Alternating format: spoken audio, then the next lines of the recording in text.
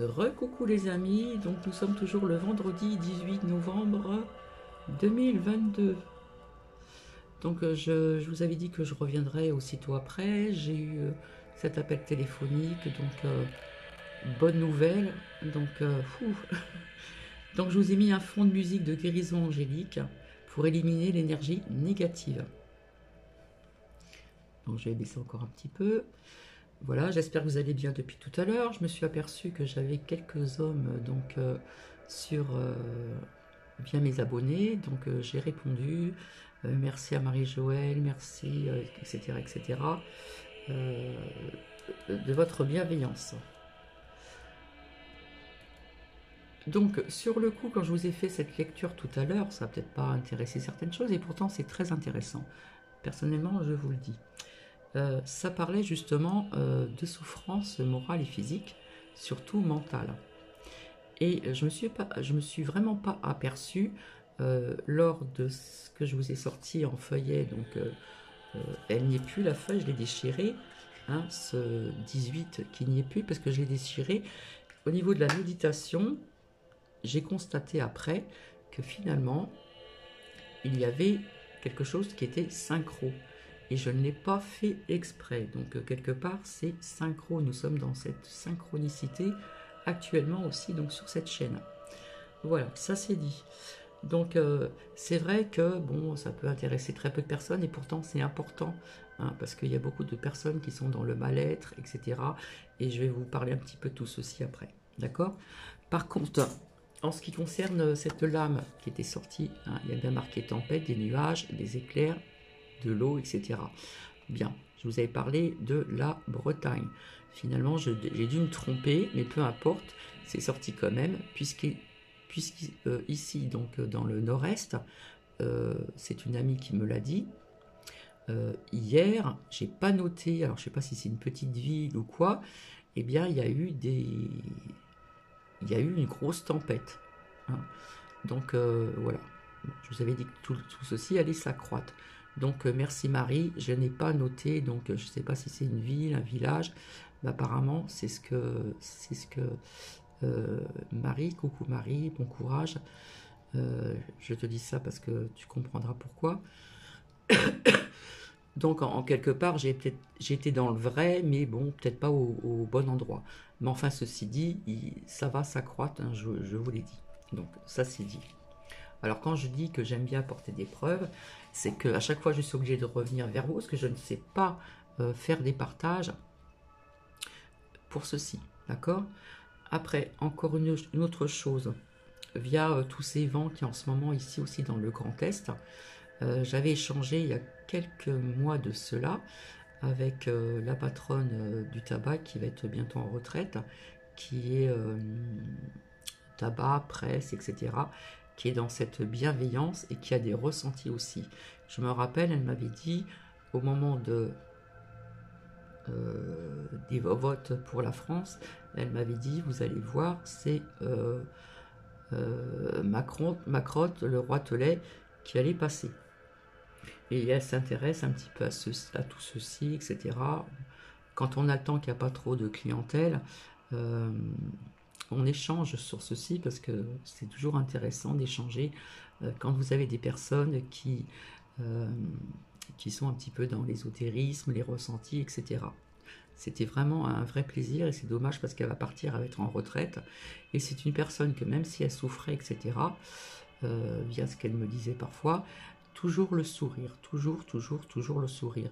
Donc je ne sais pas qui c'est qu'on va avoir à cette personne et son mari aussi, qui de temps en temps vient aussi donc le dimanche matin. Voilà, bon, c'est sûr qu'il faut être commerçant, mais toujours le sourire, toujours, même s'il y a quelque chose qui ne va pas, c'est un truc de dingue. Bref. Et lors d'un échange il y a quelques mois en arrière, si ça ne fait pas déjà un an, on avait dit toutes les deux que ici dans le Grand Est, il y aurait, si vous voulez, davantage de vent et des vents plus forts. Et quelque part, je pense que nous ne nous sommes pas trompés, puisque justement dans cette ville où je ne sais, voilà, qui n'est pas trop loin donc d'ici. Donc je verrai donc avec Marie si je peux avoir le nom pour vous le dire. Bon, c'est plus ou moins ce qui s'est passé, hein, d'accord? Et donc ici, on voit que le vent devient de plus en plus fort. Donc quelque part, on avait vu vrai donc cette patronne qui va être en retraite, qui tient un commerce de tabac et de presse. Et quelque part, nous ne nous sommes pas trompés, hein. Le vent devient de plus en plus fort et il fait des petits dégâts. Donc je reviendrai ultérieurement, j'espère que je vais m'en rappeler, pour vous dire où cela comment dire, est arrivé. Et ici, nous avons eu aussi un vent très très fort, où on entendait les stores, les poubelles renversées, etc. Tout ceci, quand je suis arrivé ici, ça n'existait pas. C'était pas aussi intense. Voilà. Donc ça, c'est dit. Alors, euh, en ce qui concerne de ce que je vous avais dit, que malheureusement, ce qui se passe sur YouYou allait s'accroître, allait continuer, hein, parce que voilà, c'est un truc de dingue, hein, voilà, puis vous savez très bien que je défends certaines personnes. Je vais baisser le son. Je défends certaines personnes, notamment aussi encore, je suis désolé, les partages de Sabine qui est encore attaqué par, vous savez, ce trio infernal, donc cette c'est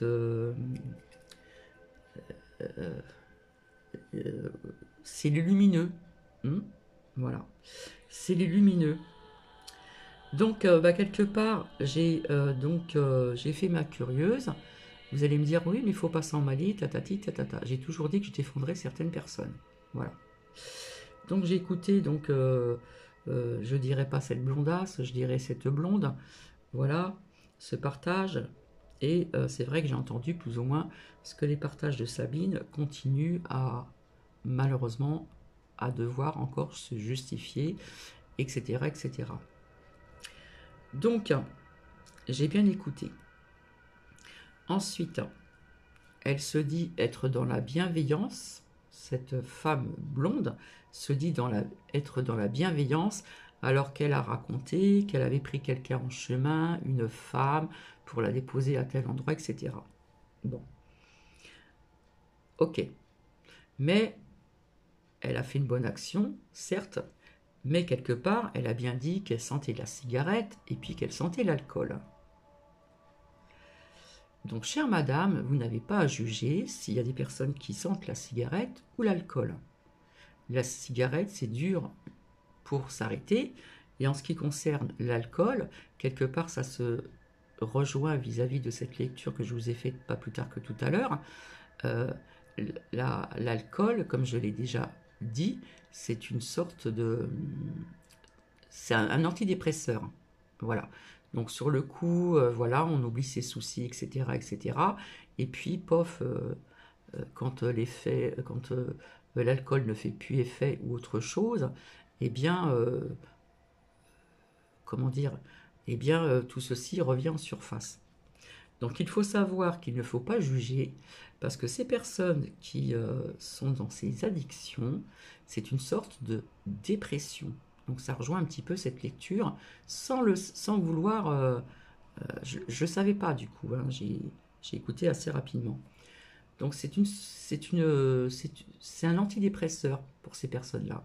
Au lieu de prendre des produits chimiques ou des trucs aux plantes parce qu'ils n'ont peut-être pas les moyens, eh bien, oui, l'alcool, c'est vrai que ça coûte cher. Mais c'est une addiction, c'est une forme de dépression quelque part. Et chez les hommes, c'est encore beaucoup plus grave, la dépression. Donc la dépression, c'est une maladie.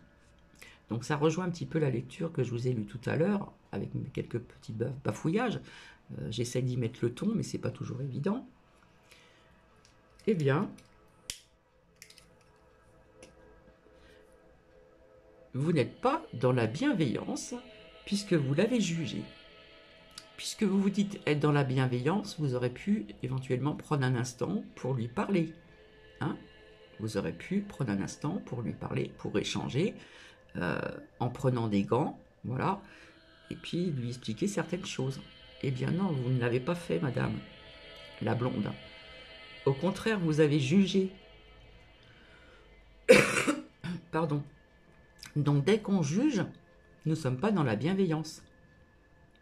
Vous aurez pu au moins lui échanger quelques paroles. On peut toujours, comment dire, accoster une personne et puis prendre des gants et savoir lui parler. Il y a une façon de parler aux gens qui sont dans ces dépendances. Donc oui, l'alcool, la dépression est une maladie. Donc on peut faire une dépression qui peut être très mal soignée, et dès qu'on fait une dépression qui est mal soignée, eh bien, dès qu'il y a des soucis dans sa vie personnelle, dès que l'on perd quelqu'un, que ce soit sentimentalement parlant, ou quelqu'un de proche, quelqu'un de sa famille, ou un ami qu'on a bien aimé, etc., eh bien, on peut retomber dans la dépression, parce qu'on reste fragile. On reste fragile. Donc ça peut venir du passé aussi, de notre enfance, et puis on peut couver cette dépression, et puis au moment de, je sais pas, eh bien il se passe quelque chose, et pof, ça vous arrive comme ça. Parfois les personnes qui ont l'habitude de rechuter, parce qu'on peut faire des rechutes, on reste fragile, hein. Quel que soit ce qui se passe dans votre vie, que ce soit sentimentalement parlant, quelqu'un que vous avez aimé, que vous avez du mal à vous défaire, que vous n'arrivez pas à faire le deuil de cette séparation, que ce soit de décès ou sentimentalement parlant, etc., etc., que ça soit aussi dans votre vie, comment dire, dans la vie professionnelle, hein, vous êtes licencié, vous vous retrouvez sans rien, etc., etc., vous n'avez pas les mêmes comment dire, ressources, etc. Vous avez du mal à finir vos fins de mois. Bah, tout ceci, ça peut comment dire, revenir. D'accord? Donc il y a dépression et dépression. Donc madame, vous êtes dans le jugement. Vous aurez dû, si vous dites que vous êtes dans la bienveillance, vous aurez dû essayer, comment dire, préparer le terrain tout doucement, gentiment, et lui parler, au lieu de juger qu'elle sentait la cigarette et qu'elle sentait l'alcool. Vous n'êtes pas dans la bienveillance, madame la blonde, hein, avec vos lumineux et chrogneux. Voilà. Donc, voilà ce que j'avais envie de dire aussi. Donc, la dépression, c'est une maladie, hein, c'est une maladie mentale qui peut avoir des répercussions sur le physique également. Hein, être mal dans sa tête, dans son cœur, avoir le cœur qui pleure, les yeux qui pleurent, être dans ce mal-être, malheureusement c'est une maladie et c'est très dur à soigner. Donc il y a des professionnels qui sont là pour aider ces personnes-là. D'autres s'en sortent si c'est bien soigné, mais parfois on peut rechuter. On peut couver une dépression et puis elle arrive sans vous prévenir. Et là, malheureusement, c'est se retrouver, comment dire, dans le mal-être, la tristesse, la mélancolie, tout refait surface, etc. Donc, il y a des personnes aussi qui ont eu des déboires, comment dire, émotionnels pendant leur enfance, quels que soient ces déboires, ces souffrances, n'avoir rien dit et garder tout en soi, puis d'un seul coup, pof, ça fait surface. Et ça, c'est une vraie maladie qui est très dure à soigner, hein. Vraiment, vraiment, vraiment. Donc, j'ai envie de vous dire, Madame la blonde, je vais rester poli, je ne vais pas dire la blondasse, Madame la blonde, vous êtes dans le jugement. L'alcool, c'est une dépendance, c'est comme une cigarette. Une cigarette, c'est une dépendance. Pour les personnes qui ont fumé depuis X années, c'est très dur à arrêter. Il faut avoir une sacrée volonté. On peut être aidé par des soins énergétiques, de l'acupuncture. Il y en a qui ont mis des patchs pendant un moment, etc., etc. Mais c'est surtout la volonté. Et c'est très dur, hein.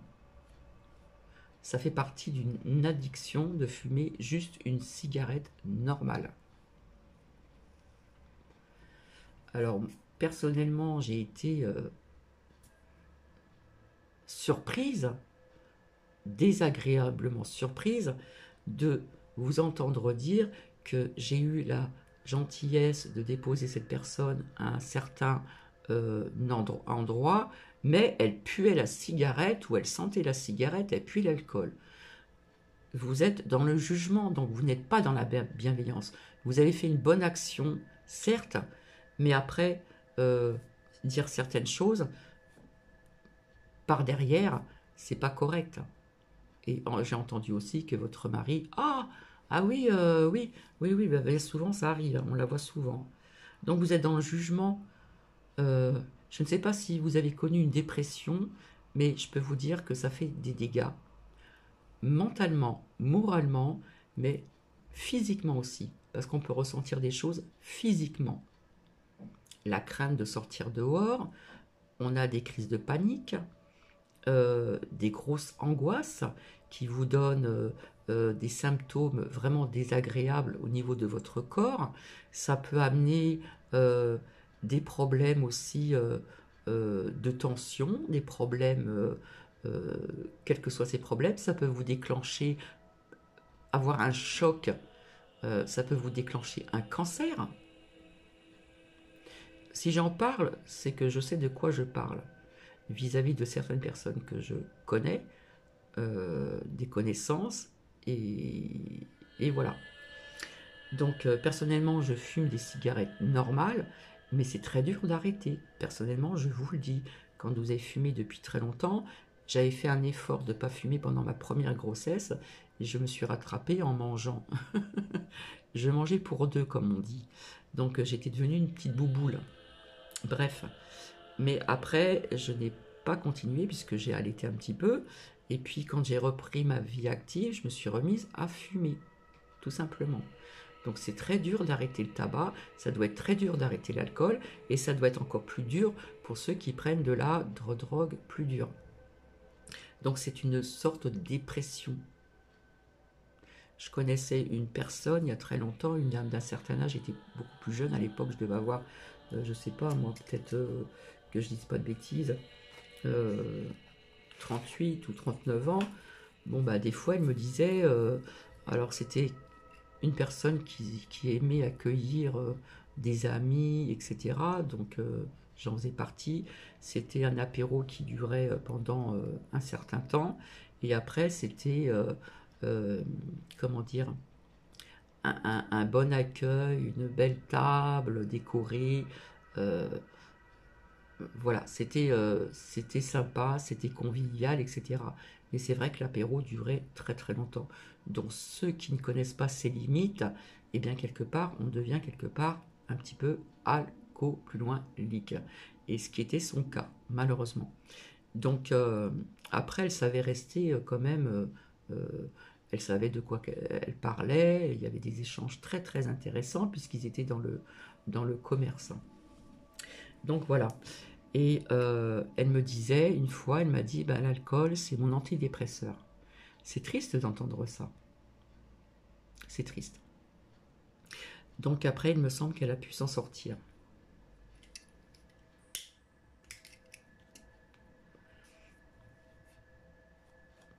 Donc vous avez des dépressions où il y a des personnes qui vont prendre des produits chimiques ou des produits plus naturels, d'autres qui vont quelque part remplacer ces produits chimiques contre une bonne dépression, vont prendre de l'alcool et vous tombez dans un cercle vicieux. Heureusement que maintenant il existe des, comment dire, des associations où on laisse parler les gens, s'exprimer et on les aide au niveau de toutes ces addictions. Voilà. Personnellement, moi j'ai pris un rendez-vous voilà, pour essayer de freiner la cigarette. Voilà, j'ai su le faire pendant ma première grossesse, pendant la deuxième, ça s'est pas très bien passé, donc je fumais encore un petit peu, mais c'est très dur. Donc arrêter déjà de fumer une vraie cigarette, c'est très dur pour vraiment les fumeurs. Donc arrêter tout ce qui est addiction comme l'alcool ou drogue douce ou dure, eh bien croyez-moi que ça doit être quelque chose. Voilà, c'est tombé, c'est une addiction. On est addict à tout ceci. Comme il y en a malheureusement qui sont pas bien, qui font des dépressions et qui font de la boulimie. Ou d'autres personnes qui vont faire de l'anorexie. Ça fait partie d'une dépression aussi. Voilà, tout ceci est dans le mental. Donc c'est pas évident. Voilà. Donc oui, je continuerai à défendre certaines personnes, que ça plaise ou ça déplaise à certaines personnes, mais en écoutant cette blonde, eh bien j'ai vu qu'elle n'était pas dans la bienveillance. Je suis désolée, même si elle a fait une bonne action de déposer une personne, une femme qui avait certainement des soucis, voilà, et personne n'est à l'abri de ceci. Donc cette personne, cette blonde, ben, quelque part, elle a peut-être pas dû connaître ce que c'est que la dépression et tomber addict sur certaines choses. Donc là, je ne suis pas du tout d'accord. Voilà.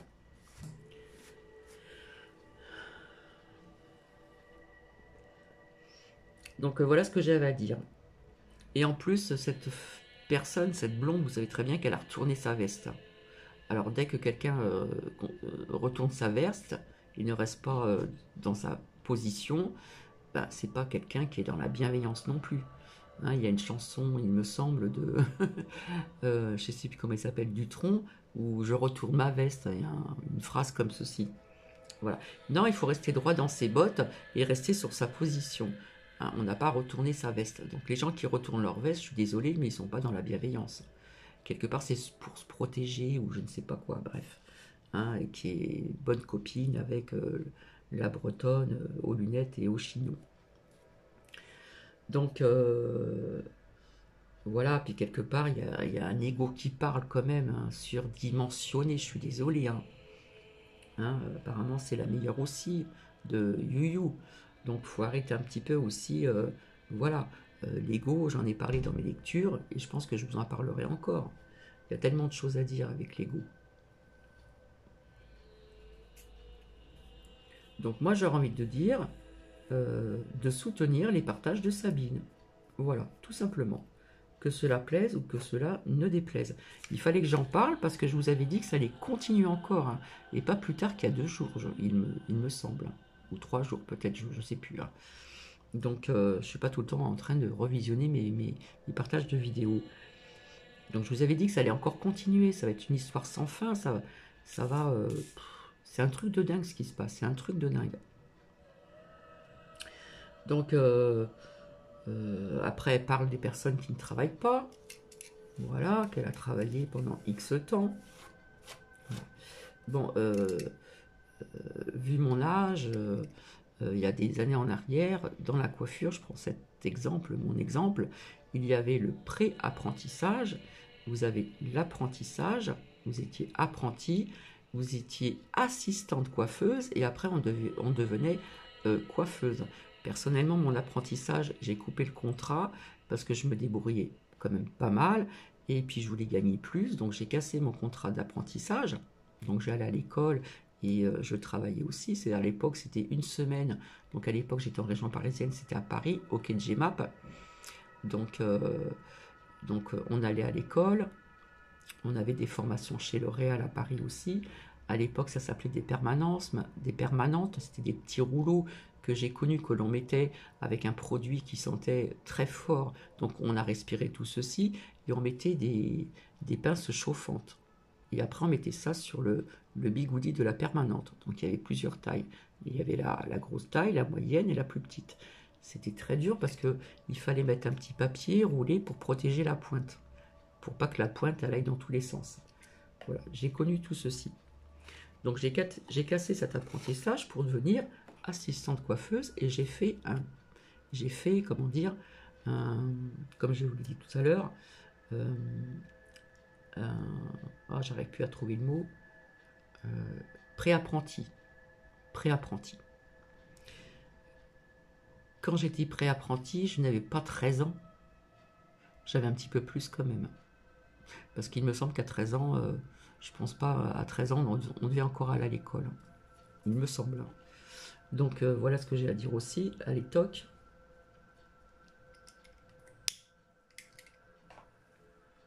Et puis avant, c'était comme ça. Après, je suis devenue donc assistante coiffeuse. Et puis après, coiffeuse.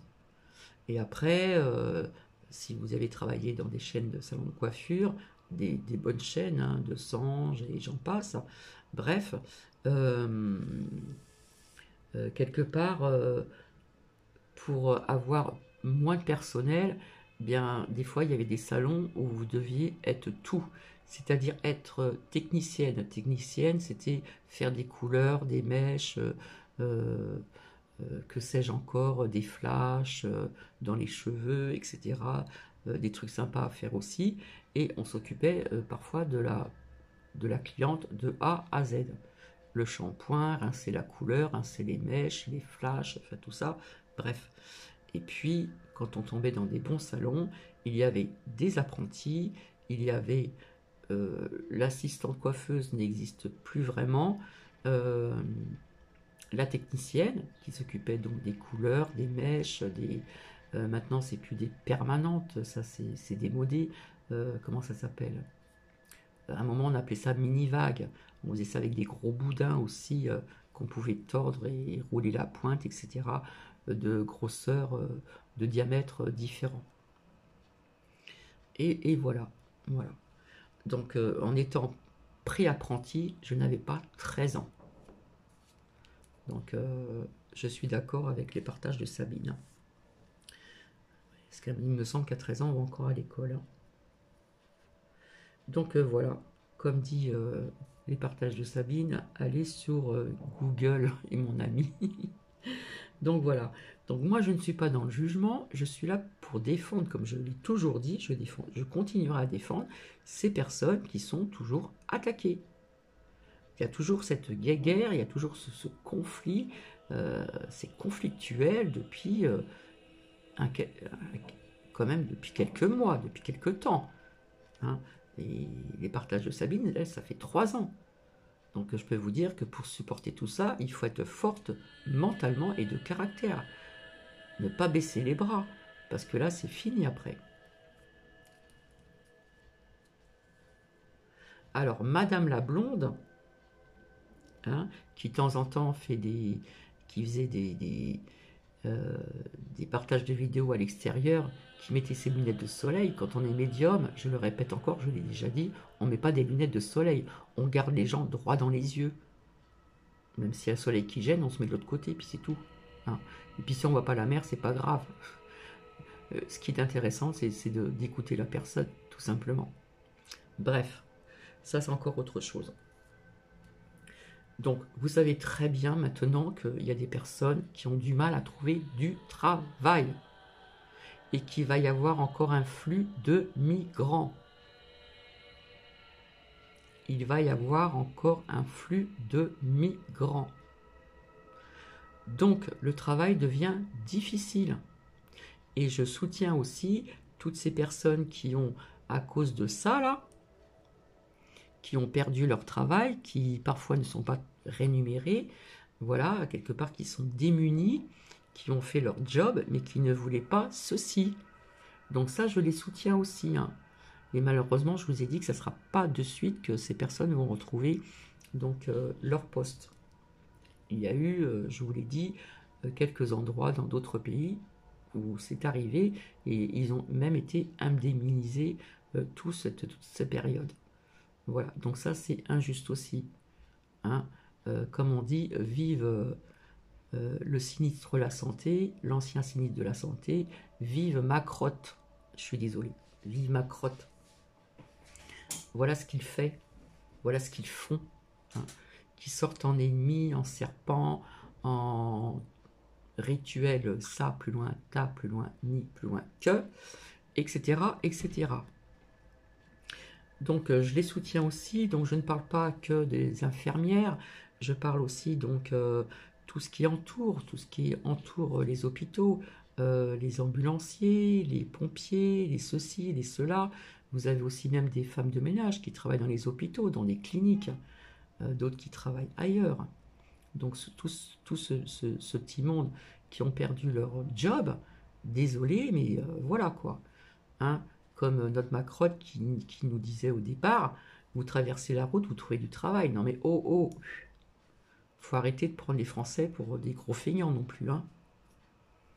Bon, il y en a qui aiment bien se faire assister, il ne faut pas non plus exagérer, hein. Et puis maintenant, avec tous ces, comment dire, toute cette inflammation, il y a des personnes qui ne peuvent pas aller trop loin de chez eux au niveau de l'essence. Il y en a qui n'ont pas les métros ou les trains près de chez eux, ou surtout les métros ou des bus. Des bus, si vous en avez, mais enfin, c'est une grosse perte de temps, hein. Donc, faut arrêter, c'est plus comme avant. Avant, on lâchait un travail, si on faisait du porte-à-porte, comme je le faisais, parce que c'était pas dans la bienveillance, je défendais des apprentis, il y avait toujours une tête de turc, et comme c'était injuste, je travaillais aussi avec quelque part, un peu avec mes émotions personnelles, hein, propres à moi-même. Je voyais quelque chose d'injuste, je partais, que ce soit pour moi ou pour d'autres personnes. Je partais, et à cette période-là, on avait encore cette chance dans ce métier de trouver du travail assez rapidement. Il m'est arrivé de quitter un poste dans la coiffure et d'avoir fait du porte-à-porte et d'en avoir trouvé tout de suite le lendemain ou le surlendemain. Mais maintenant, ce n'est plus le cas. Alors arrêtez de juger les gens qui ne travaillent pas et que vous traitez de feignants, hein. Vous êtes un petit peu dans le camp de Macrotte. Là, on va dire que je suis dans le jugement, mais c'est un petit peu ça, de toute façon, hein. Et qu'est-ce que vous avez fait aussi? Vous avez dit qu'au mois de décembre, ceux qui n'étaient pas injects allaient tomber tous comme des mouches. Je pense que vous avez dû effrayer certaines personnes. Je pense, hein. À mon avis, je pense, hein. Donc voilà. Je reviens. Alors, en ce qui concerne mon rendez-vous chez mon médecin généraliste, donc hier, vis-à-vis de mon genou. Bon, j'ai des problèmes de dos aussi, j'ai de l'arthrose, machin, etc. Donc, alors vous voyez comme les médecins parfois ne sont pas, s'intéressent vraiment à vous, parce que j'avais ramené mes deux IRM du genou droit et gauche, il n'avait que le gauche, il n'avait pas le droit. Alors je l'avais ramené, donc il a dû oublier. Après, c'est vrai qu'il tient les personnes un quart d'heure, donc il n'y a plus de dialogue comme nos anciens médecins qui se déplaçaient, où il y avait un contact relationnel, tout ceci n'existe plus. C'est le travail à la chaîne, hein. Allez, j'encaisse, j'encaisse, j'encaisse, j'encaisse, j'encaisse. D'accord? Je pense qu'il y en a qui vont être d'accord avec moi. Avant, vous avez des médecins de famille, qu'on appelait les médecins de famille, ils se déplaçaient, même si c'était pour rien, il y en a qui se déplaçaient quand même. Maintenant, il y a très peu de personnes qui se déplacent. Tout ceci, malheureusement, va partir. Il n'y a plus ce contact relationnel, comment dire, pas amical, mais voilà, ce qu'on appelait les médecins de famille. Donc, il a regardé sur son ordi, il n'a pas vu les résultats de mon IRM du genou gauche. Donc, il a dû oublier. Voilà. Parce que c'est le minimum qui vous garde dans son bureau, c'est, on va dire, un quart d'heure. Minimum ou maximum. Voilà. J'ai constaté aussi qu'il y avait une chaise de plus. Donc, je vous avais expliqué qu'il y avait une salle pour ceux qui ne toussaient pas, qui n'avaient pas mal à la gorge, qui avaient un rhume. Et puis, vous avez toujours une autre salle d'attente de l'autre côté, où ce sont les personnes qui toussent, etc. Bref. Et maintenant, dans ce secteur où vous ne toussez plus, vous n'avez pas de rhume, etc., vous venez pour une ordonnance ou autre chose, et bien maintenant, il y a 4 chaises. Avant, il y en avait 3, maintenant, il y en a 4. Il y en a une de plus. Mais, il vous, quelque part, oblige à porter la muselière. Et oui. Dans certains... c'est certains médecins. Pas tous, hein. Pas tous, d'après ce que j'ai compris et ce que j'ai entendu. Donc, c'est un cercle vicieux, ce qui m'arrive, parce que quelque part, c'est de l'arthrose, donc j'ai pas été qu'on pense pas que ça vient de mes os parce que j'ai été ça, non, parce que je suis contre, et je ne l'ai pas fait. Et je ne le ferai jamais. Je l'ai déjà dit à plusieurs reprises. Donc pour les personnes qui sont dans la bienveillance, qui prennent qui sont dans la bienveillance dans certains commentaires, prenez bien soin de vous, etc., etc. J'en ai eu, donc je vais vous raconter. J'ai compris pourquoi qu'on ne voulait pas m'opérer. Déjà donc vous avez des médicaments qu'il faut prendre de temps en temps, ce qui est mon cas. Donc il m'a redonné un traitement, un anti-inflammatoire pour l'arthrose. Ok, il a regardé mon genou, il est encore bien gonflé. Donc quand je prends ce traitement pendant 10 jours, si vous voulez, ça fait effet encore pendant un certain temps. Et après, terminé. Après, le genou, il gonfle. J'ai du mal à marcher, je ne peux pas rester assise longtemps, je ne peux plus plier mon genou comme avant. Enfin, je suis dans un cercle vicieux parce que l'injection du genou pour au niveau de ce ménisque, cette fissure horizontale que j'ai au niveau du ménisque du genou droit et du genou gauche, qui pour l'instant ça va à peu près, eh bien il existe des injections pour justement, comme je vous ai expliqué, c'est comme si un garagiste mettait de l'huile dans votre voiture pour graisser, vous savez, ça n'a pas fonctionné. Donc il y avait aussi donc, une injection à la cortisone. Donc la cortisone, qu'est-ce que ça peut faire pour certaines personnes et pas pour tout le monde? La cortisone, si vous prenez des cachets pour la tension, si vous prenez des cachets pour le diabète, ça augmente la tension et ça augmente le diabète. D'accord? Donc ça, c'est pas possible. Il faut que le diabète quelque part se stabilise. Et encore. D'après ces dires aussi au niveau de cette opération, vu tout ce que j'ai quand même compris qu'il fallait attendre vraiment le dernier moment pour pouvoir la faire. Parce qu'il peut y avoir des incidents. Voilà. Peut-être au niveau de quand on vous endort entièrement, etc., etc. Donc je suis dans un cercle vicieux, je tourne en rond. Voilà.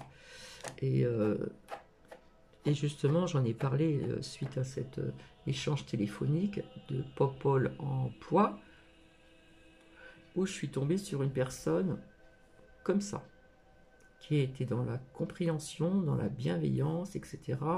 Il y a eu un très bon échange et j'ai été soulagé. Voilà.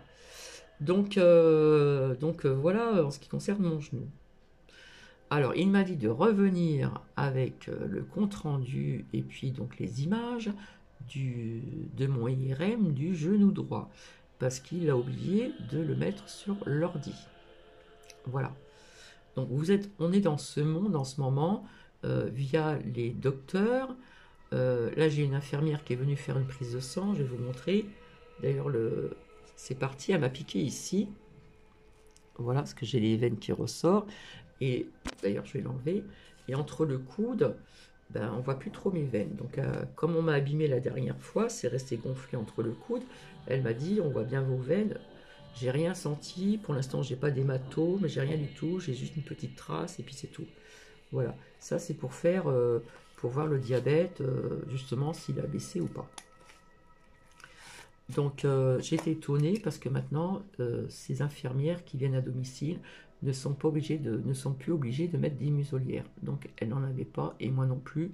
Et c'est pas pour ça que j'étais dans la crainte parce que j'ai supposé qu'elle devait être comme ceci. Voilà. Je n'étais pas dans la crainte, au contraire je me suis préparée à l'avance. Même si je ne savais pas s'il y aurait une muselière ou pas, je n'étais pas au courant.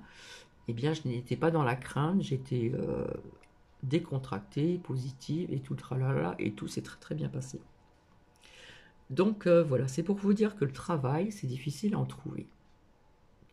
Maintenant, vous avez des couples qui ont 2 voitures, ne serait-ce s'ils ont une maison, que ce soit en location, etc. Il y en a même qui ne s'en sortent pas. Ça, faut le savoir. Et les gens qui sont seuls, il y a beaucoup de femmes seules qui sont avec des enfants ou seules, ils ont du mal à boucler leur fin de mois. Et ça existe depuis très longtemps. Et plus ça va aller, plus ça va être difficile.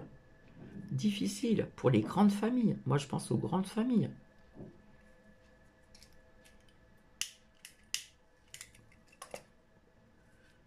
Donc, vous savez très bien que Popol Emploi s'il envoie des convocations pour vous dire on a trouvé quelque chose pour vous, etc., si vous ne donnez pas de justificatif de votre absence ou de refuser, eh bien, ça y est, vous êtes radié. D'accord? Donc, Madame Blonde, la blonde, vous n'avez pas à juger ceux qui ne travaillent pas. Il y en a qui cherchent du boulot, mais qui ne trouvent pas. Alors, fermez votre boubouche. Vous voyez ce que je veux dire? Au lieu de juger les gens.